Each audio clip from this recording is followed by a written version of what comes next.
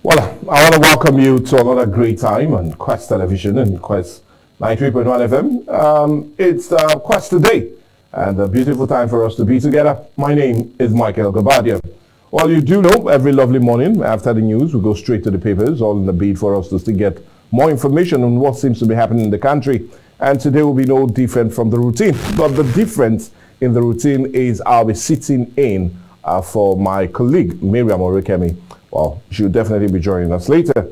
But anyway, as usual, for review, we have four papers today. And we have The Nation, The Daily Sun, The Punch newspaper, and The Vanguard, all for us to really review and see what seems to be the headlines. But you also would know that he's always here with us, doing it together. And talking of no other person but Comrade Efe Adamo. Comrade Adamo, good morning, and how's your weekend? Very fine, only that we had a very wet weekend. Well, yeah. Well, and it's a good sign of things to come, for especially the farmers. Well, a good one, you say, and we do know that the rain were almost every inch of the country. It rained all through, from north to south, East and to from west. east to west. But anyway, as much as we give glory for that, and we had no incident of flooding and devastation accompanied by it. But let's quickly go to the papers then. Now, the Daily Sun will start off the paper review today. Undermining it's not too sunny outside. But let's see if it will be sunny on the front page. Well, the Daily Sun, the leading story reads, plan to buy 40 billion naira SUV splits National Assembly. And reason for the split is stated there. Lawmakers kick against purchase of foreign-made, insist on Innoson, other locally assembled vehicles. Falana and Serap tackle principal officers over move to spend 110 billion on bulletproof SUVs and 70 billion naira for repairs furniture not for members. And this is accredited to the Senate. But I'll tell you to continue more of your story on page 6. But what's on page 8 is APC confusion over Adamu's Omishiri's fate. And we're hearing some rumors making the round. But anyway, we'll come to all of that rumors later. But let's stick with what seems to be on the front page rather. Also on page 8, Enugu Goba, ABGA candidate Nweke Jr. withdraws suit against Umba. Well, he made that reason yesterday. He said it was more of a personal one. I suffered worst personal attack, assault in Osun political history, says governor. And why that? So read the copy of it on page 26. I'm happy to be Chancellor of Asman University, Otoeze, as varsity inaugurates BOT. Female lawyer orders now returns of illicit drugs as NDLEA intercepts 116.5 kilograms of Colorado for Canada. And you can get our story on page 5. Why locally produced petrol will be expensive? I'm not the one saying that, but crude refiners on page 21. Nasara Goba, tribunal admit more evidence against Governor Sule. And, well, another major headline on page 27, past plundering, exploitation of Africa must never repeat itself. And this is accredited to no other but President Bola Ahmed Tinubu. And funny enough, that's who was making the picture of the day, especially as he went to the AU summit and mid-side the 5th AU mid-year coordination meeting in Nairobi, Kenya. And that was yesterday.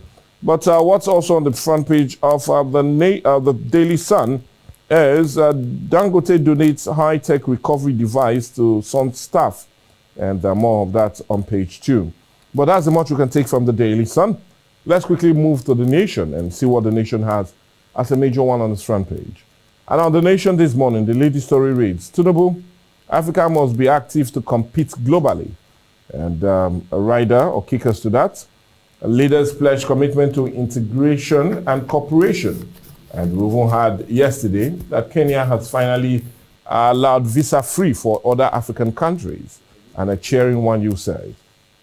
But let's share along and see if we take some other stories. That on page 5. APC National Working Committee holds Wednesday as violent force Olu-Ibadan to suspend Igugun Festival on page 6. And service chiefs face reps panel. And you can get more of that story on page 10. $50 million power plan to drive Lagos economy. Plan private sector driven on page 8. And president said to unveil security plan, says Shetima. And you can really shuttle on that story on page 6. Petrol subsidy removal, this desirable says APC chair Adamu. It's on page 6. And inflation years 24% rates. And well, that more of that story you can get on page 4. And more investment in education, critical or crucial, says Obi and Imasi Agbo. And you can get that story on page 6. But the picture of the day is that when he said more investment in education is critical. And you can see no other but Peter Obi and Imasi Agbo. Well, anyway, we heard he will be going for the governorship race in Edo State under the Labour Party. But anyway, enough of that. Let's quickly go to the Punch then. The Punch newspaper is next, and on the leading story on the Punch is controversy over alleged resignation of APC chair Adamu. And the writers to that says Adamu allegedly forced to resign 2 days before NEC meeting. Party spokesperson Mom. National Working Committee member orders sources divided over resignation as hearing may chair NWC meeting. And you can meet more of that story on page 2. Anger Senate defends 70 billion palliative for lawmakers is a major one on page 8. And NERC may okay tariff hike as electricity subsidy hits 2.8 trillion. And I know Odoma will be asking, do we even have the light? IG, yeah, I know that for sure. IG withdraws mobile policemen from ex-governor ministers and VIP. That's a major one on page 2. And well, a welcome one because definitely I know we don't have any escort on our own. But anyway, let's continue with others, especially those stories just beneath the picture of the day. And World Bank links Lagos building collapse to poor regulation. And no surprise, you can get that story on page 6. NDLA NAB zero bound undergraduates as Lagos lawyer with drugs. That story you can get on page 4 and 5. For the 3 million Nigerians short out of Buhari cash transfer, says a report on page 31. But I'll report more on about that 8,000 naira for 12 million indigent Nigerians. And you can get more of that story later on the big story. Visit new Scrabble for Africa, Tinubu tells AU Forum. And that's also what's making the picture of the day, but you can get that story on page 6. Well, that's the much you can take from the Punch. Let's quickly go to the last paper for review, and that is the Vanguard today. And on the Vanguard this morning, the leading story reads, subsidy removal, federal government targets two-pronged relief for workers as to provide palliative, pay 200,000 naira minimum wage, to empower states to pay new wages. And you can get more of that story on page 5. Let's quickly go to other stories. Illegal firearms charge, lawyers, activists demand MFL's immediate release on page 27. And Tinubu at firms African unity once against new Scrabble for continent. And you can understand more of that story on page 9. Insurgency military might alone cannot solve crisis in Northeast. And this is accredited to the Vice President Kashim Shettima. Adulterated aviation fuel floods Lagos, Kano, and Abuja. And those flying should be very careful on page 23. 8,000 too small to ease pains of fuel subsidy removal. Informal sector workers. And you can get more why they feel so on page 9. APC crisis pressure mounts on Adamu and Mishire to resign. It's a major one on page 11. And what is major and will take the gas out of the mouth of no other but Commander Adamu is Naira hits new low at 820 Naira per dollar. Wow. As forex supply gap persists. Wow. And well, you can just continue that wow story in the inside page of page 8. An electricity tariff, NERC 11 disco set for fresh public hearing. Serapto Akpabio, Abbas, drop plan to spend 110 billion naira on bulletproof cars. It's a major one on page 10. And 2026 FIFA World Cup. Bros tips South Africa to qualify ahead of Nigeria. And why that? So you can get that on page 31. But let's see if we get some comic relief. We've been too serious on it. Mr. and Mrs. It is then. Mrs. as always, starting off things. Take another look at that gown. There is just 450,000 naira. And the husband, which is Mr., said, don't look back there, lest you turn into a pillar of salt. Well, anyway. That's a beautiful one. Well, trying to remind her that it's not everything you see. Yes, the man is a Christian, why the man is after palliative? Okay, well, anyway, the palliative 450,000 would be more like if she's working in a very big and lucrative assembly. But anyway, let's assemble our thoughts on this and quickly get your reactions to major headlines. But do remember, we'll also take your calls And the numbers will be with you shortly in case you're watching us on the TV.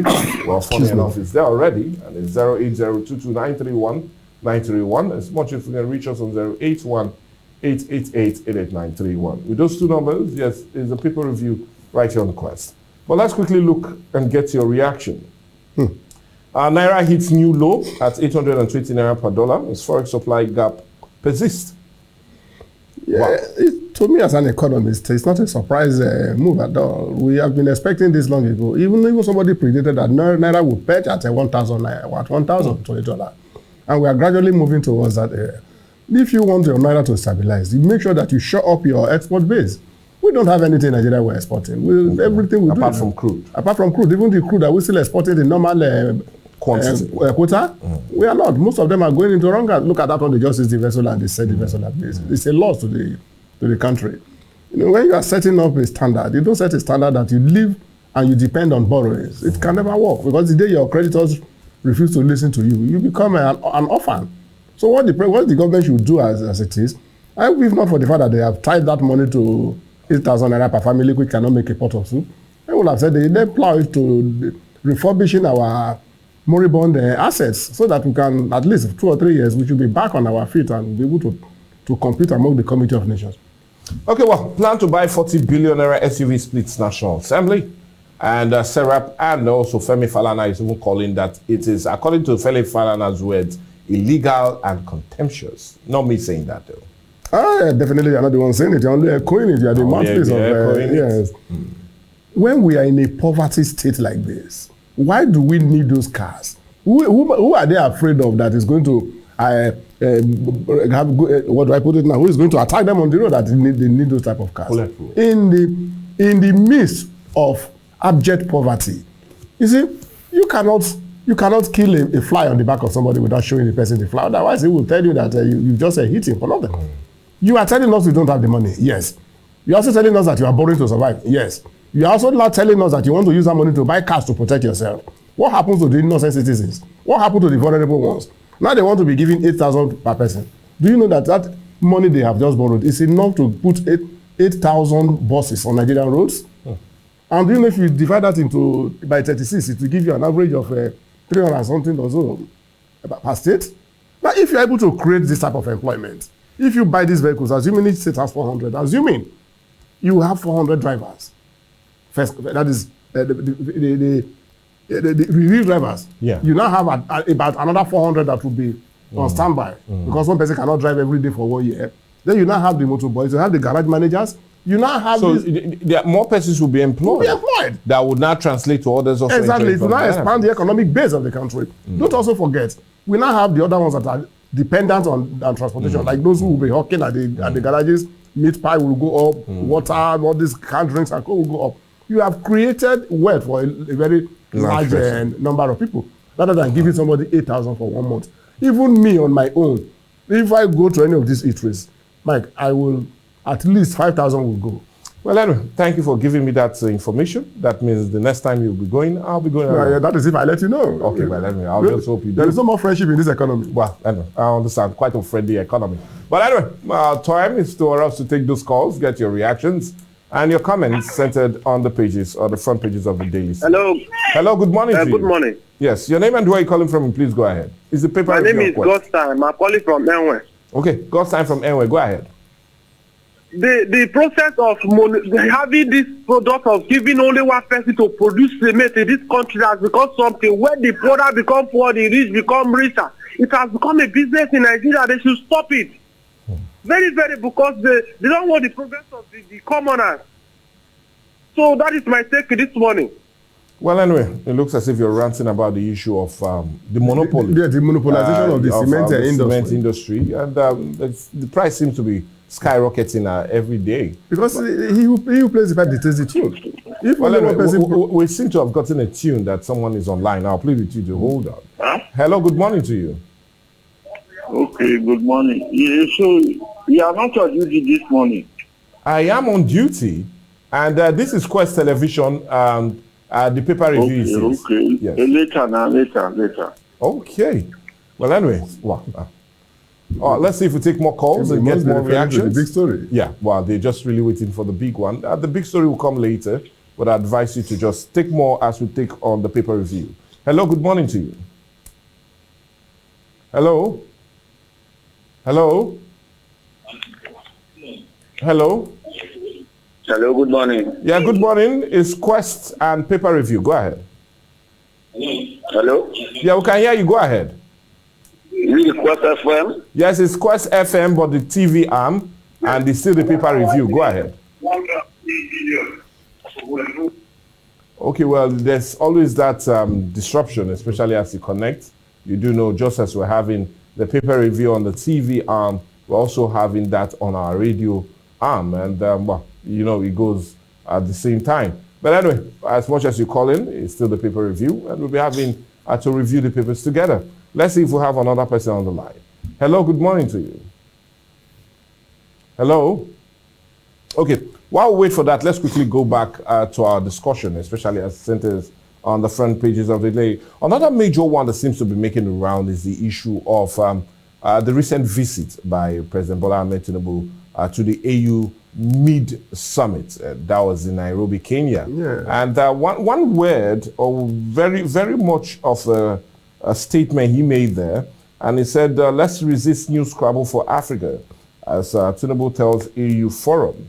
Well, is there a new push for different world powers to have Africa more like an ally and see how they can really scrabble together resources and friendship of the different countries on the continent? Yes, the indices are everywhere.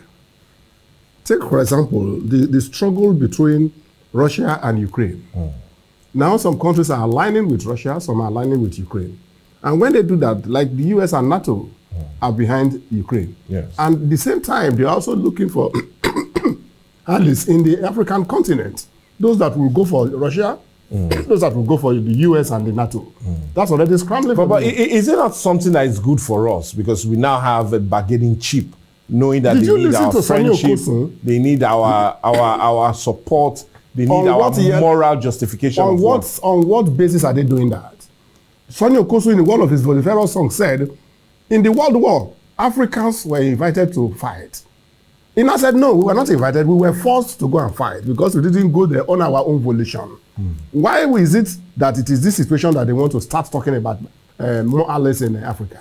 Why have they not been able to develop our trade and investment? Why have they not been able to at least raise our standards to what they are getting? Why is it that when IMF is giving you loan, it's an indirect way of trying to squeeze the blood out of your wrapper, because wrapper don't have blood, but they want to squeeze blood out of it because they don't want you to be on your own. They don't want you to stand on your footing. They want you to be all the time going cap in hand, begging.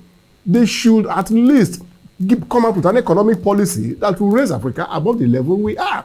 And by that, they now come and they dangle one carrot before you. They say, oh, this country is in favor of Nigeria, let us go and let us go in line with them. All these things happen.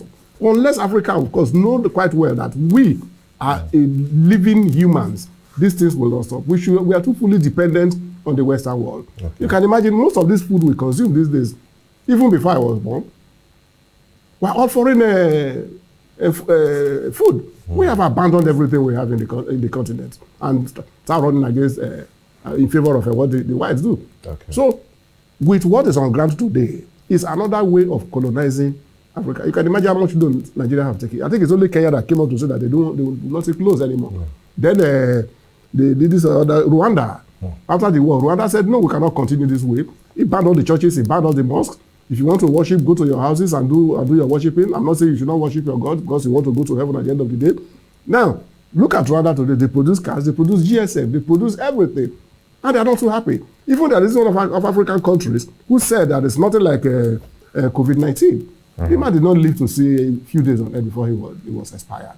Well, anyway, we'll not expire with it without actually taking one more reactions from you as concerns the front pages of the Daily. Okay, we have someone on the line. Hello, good morning. Well, listen, my daughter said I was a beautiful voice.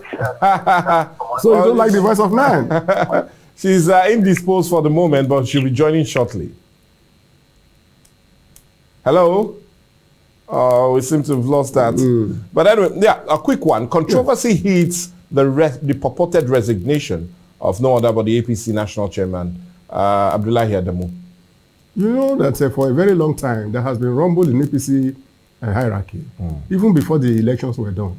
People were saying that Adamu was not qualified to be the chairman because he was running for one of the positions and he never resigned it. And so many people don't want to actually go in the same line with him. This rumble has been there, and they've not talked about it for a very long time. I believe these issues are coming up again, and I don't know whether their convention is just by the corner. That's why they want the man. The NWC meeting, we do know it's scheduled for like a couple of days' time. But irrespective, was he not instrumental in the victory of the ruling party in the just concluded election? You cannot take that from him.